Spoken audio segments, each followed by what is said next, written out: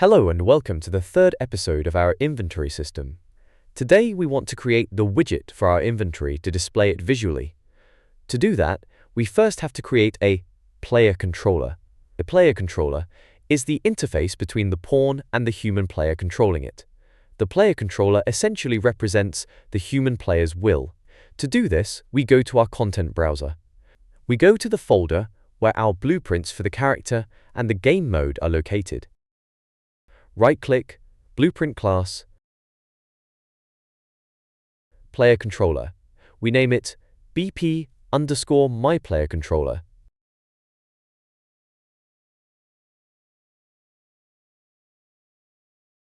Open it. Open the event graph. To make our player controller work, we still have to add it to the game mode. In our case, the game mode.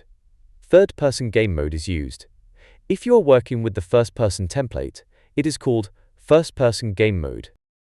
Open it and change the player controller to the one we just created, BP_MyPlayerController.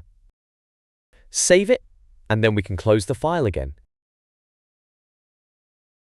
Now we create our widget for our inventory system, which, in the content browser, in the folder Inventory System, create a new folder, name it UI.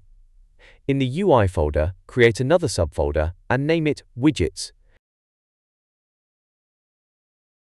Open Widgets folder and right-click, User Interface, Widget Blueprint,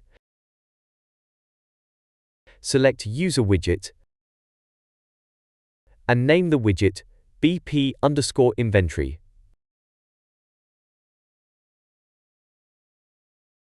First of all, we need a canvas panel.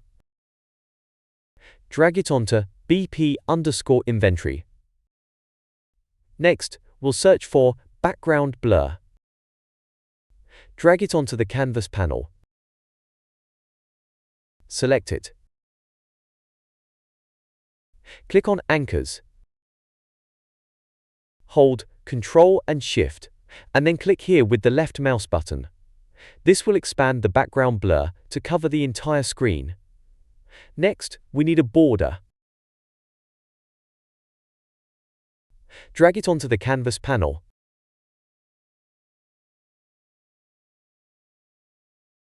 Select it. Go back to Anchors. Hold Ctrl and Shift again and click. For brush color, set the alpha value to 0. For the background blur, set the strength to 10 or any value you like. In my case, I'll make it 10. Now we search for overlay. The overlay allows us to place several widgets on top of each other. Drag the overlay onto the canvas panel as well. This is very important. Select it, go back to Anchors, and hold Ctrl and Shift again, and this time select the center left. This will place the overlay here in the center left. This is effectively the starting point here. Now we are looking for a size box. Drag this onto the overlay this time. Select the size box and activate Width and Height Override. Set the width to 650 and the height to 750. Now go back to the overlay. Set the size to content box and set the X position value to 170. This moves the overlay from its starting point on the left to the right, and no matter what the resolution is, inventory window will always remain in this position. Now we are looking for a border again and drag it to the size box.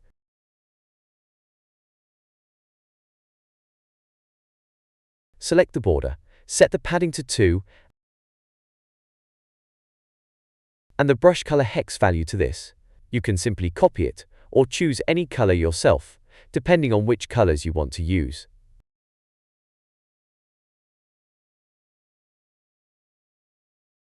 Now we are looking for a vertical box and drag it onto the border. Next we are looking for the border again. Drag it onto the vertical box. Then we need a text. Drag the text onto the border. Now select the border. Set the brush color value to this.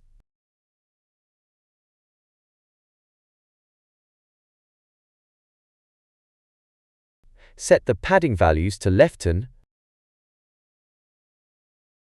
top 5, right 4, and bottom 5. Now we select our text block. Set the color to black.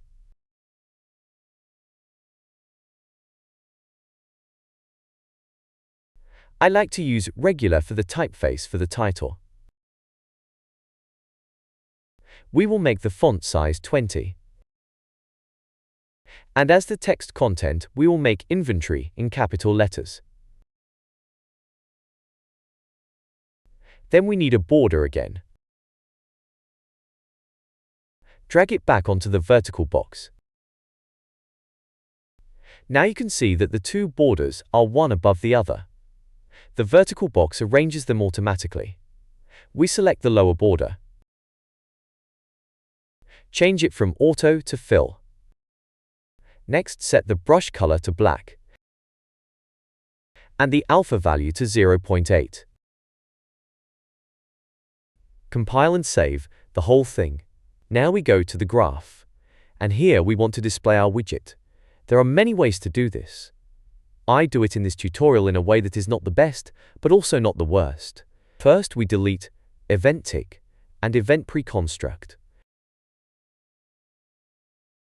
Now we search for get player controller. Since we have now read the control, we don't know that it is our BP_myPlayerController. For this, we now create an interface. To do this, we go to our content browser, the folder interfaces, right-click, new blueprint interface, and name it BPI_PlayerController.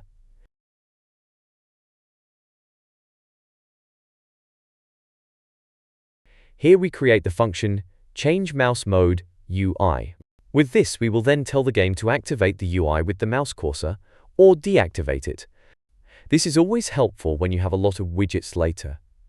For the function, we now make two values. One is enabled as Boolean, and the other is focus widget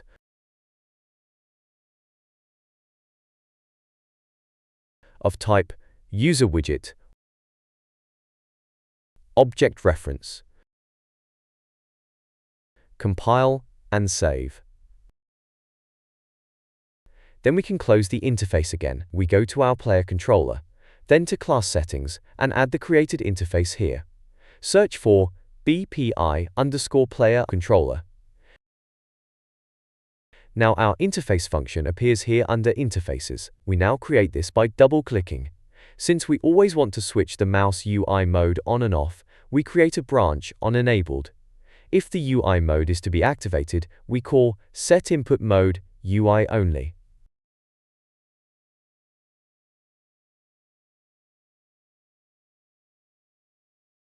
We connect the focus widget so that when the UI opens, the focus is on our open widget, so that the keyboard commands can also be processed by the widget. Now we set the system variable show mouse cursor when we show the UI. We activate the mouse cursor once and when we want to hide the UI. When we want to hide the UI, we go from false and set input mode game only.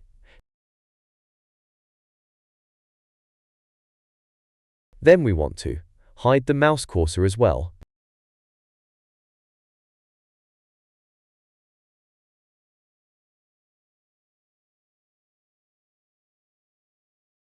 Center the whole thing a bit so that it is prettier.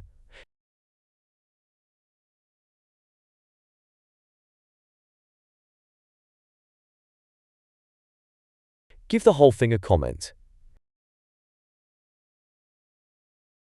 Enable, disable mouse mode for UI.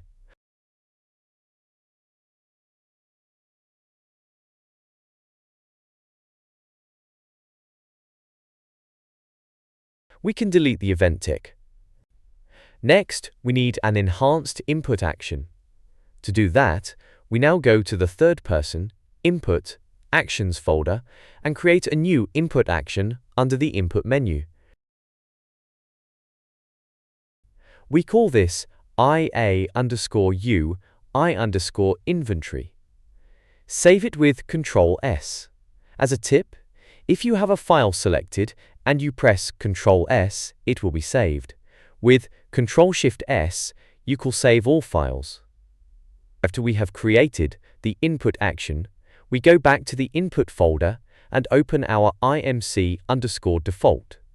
This is the input mapping. Here we can expand it and see the predefined input actions from the template. We add a new one. Search for our IA_UI_inventory, select it. At the beginning it is collapsed, just expand it. Now we can click on it and use the key with which we want to open and close our inventory. In my case, I use the Tab key. Save the whole thing, that's it. We can close that again, go back to Player Controller. Here we can right-click and search for IA_U_I_inventory. Select it and get the node for our input action. Expand the whole thing, select Started, drag it out, and create a Create widget.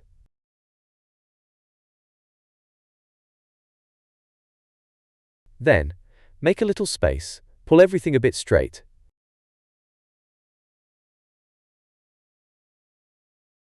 Here we now select our created. Oh, we made a small mistake. Let's go back to Widgets and rename it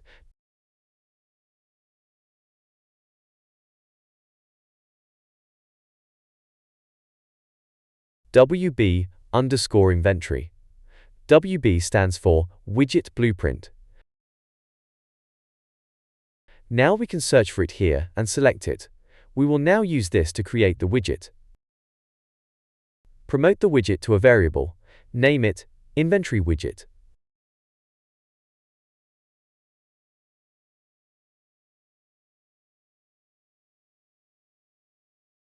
Then add the widget to the viewport. We can close this again. To avoid annoying errors, we'll add another security check here. To do that, we drag the Inventory Widget variable into the graph as a get. Then we right-click on the variable and select Convert to Validate Get below. This turns it into an expression that automatically validates the variable and tells us with the two pins, true or false, whether the variable is valid or not. Validate me. Then we can set the pins here. If it is not valid, we make Create Widget.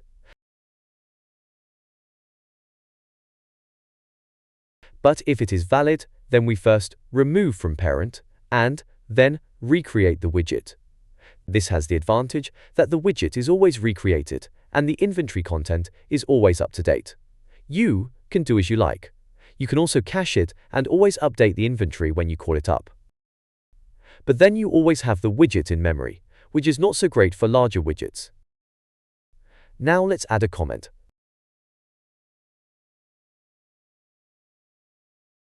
Display inventory.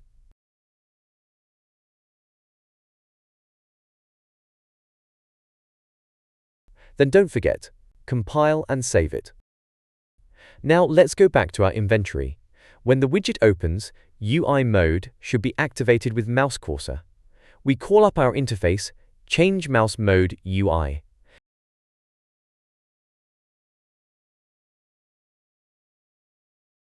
To illustrate once more, it's this function here. I just realized that we forgot something here. We also need a getReferenceToSelf for the input mode. Let's set that. Copy with Ctrl+C and add it here again.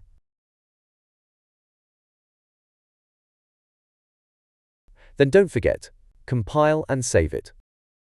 What else we can do is set the flash input here, because sometimes when you walk around in the game and then open the inventory at the same time, the game in the background continues to run, and this way we prevent that.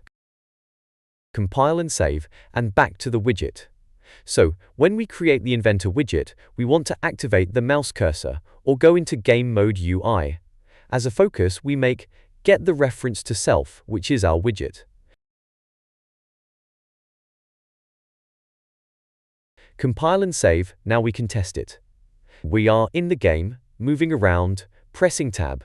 We have the mouse here, the inventory is there, we can click around, but nothing happens. We still have the problem that we can't close it. We click on tab, but nothing happens. This is because we have activated the Game Mode UI, where the keyboard inputs are deactivated. So let's fix that now. First, create a new event and call it Close Inventory. Then call the Remove from Parent function to remove the widget from the viewport again.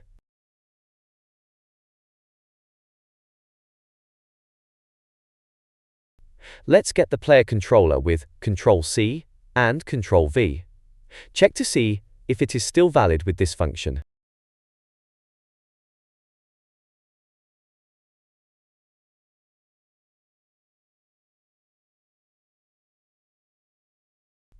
If it is valid, then we call up our interface, Change Mouse Mode UI again.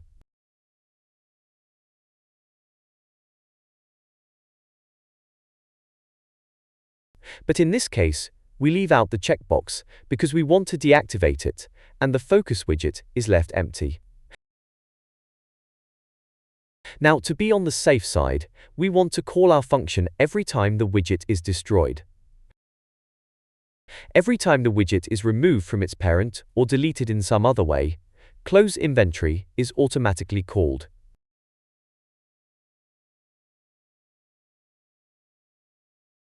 Do this as a comment. Close Inventory. Next, we want to set up the key binding for closing the inventory. To do this, we use the onKeyDown event. We go to Overwrite for the functions and search for onKeyDown. Select this so that an onKeyDown function is automatically created, and we can now customize it. We'll start by making plenty of space.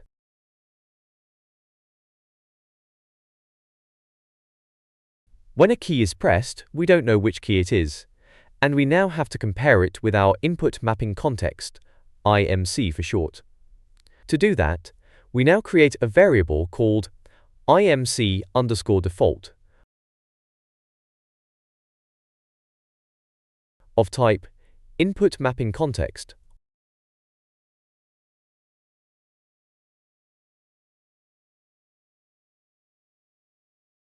Object reference, compile, and now we can select IMC_default below. If you remember, this is the file in which we entered our input action to open the inventory.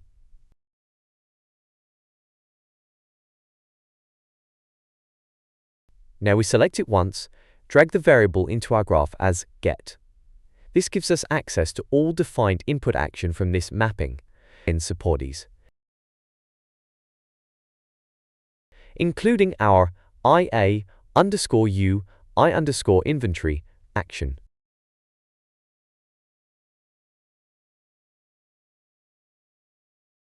Make a for each loop.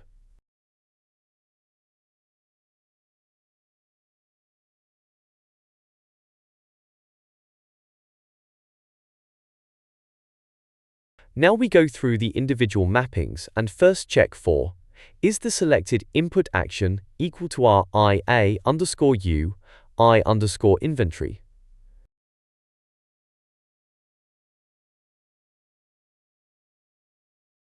If so, we have to check again.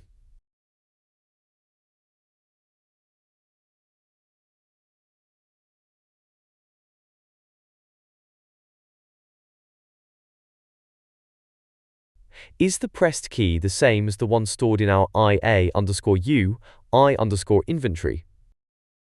For this, we also make equal again.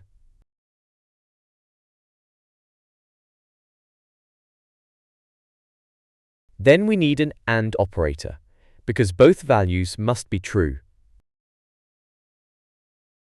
And if both values are true, then we can call our close inventory function.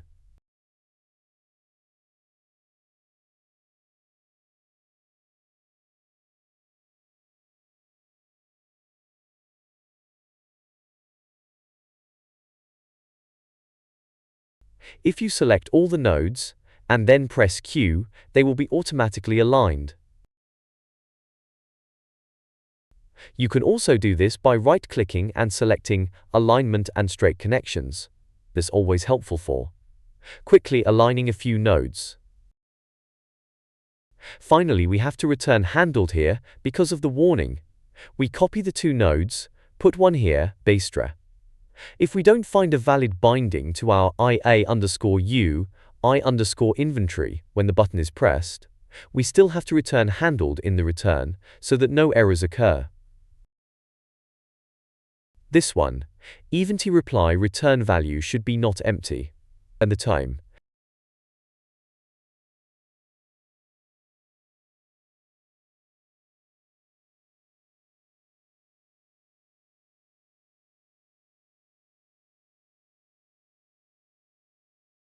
Now, compile and save. Now we can finally try it out. We press play. We walk around here. Press tab.